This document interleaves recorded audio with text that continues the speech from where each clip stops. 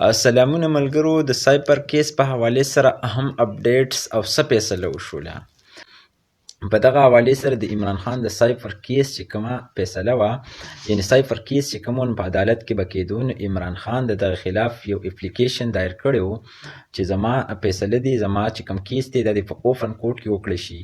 خو بل طرف ته چې کوم اټارني جنرال و، نو هغه د عمران خان د اپلیکیشن خلاف هم اپلیکیشن ورکړی و چې نه، دا به په دغه شانتې په جیل کې کولی کېږي.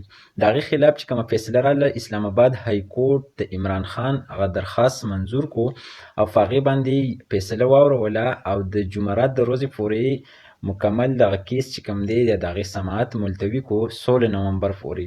16 نومبر نه پس به د دغې سماعت چې کوم دی په جیل کې نه کېږي، بلکې په اوپن کورټ کې به کېږي. اوپن کورټ دې ته وایي چې هلته کې میډیا ریپورټرز، صحافیان، تیره وکیلان او ټول اوپنلی الاود وي کورټ ته، او هغوی ټول ریپورټینګ کولی شي. صحیح شوله.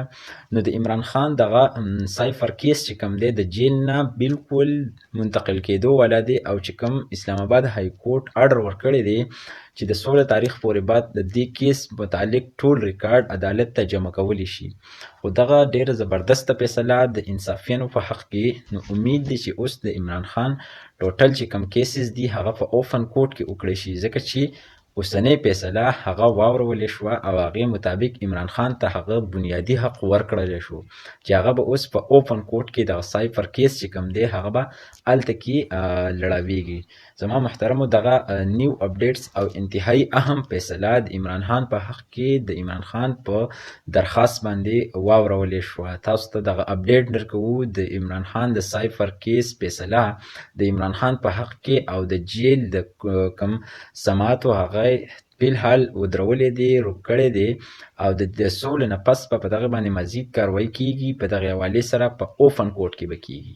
دغه نیو اپډیټس تاسو سره شیر کوو، ویډیو سره ضرور مخکې شیر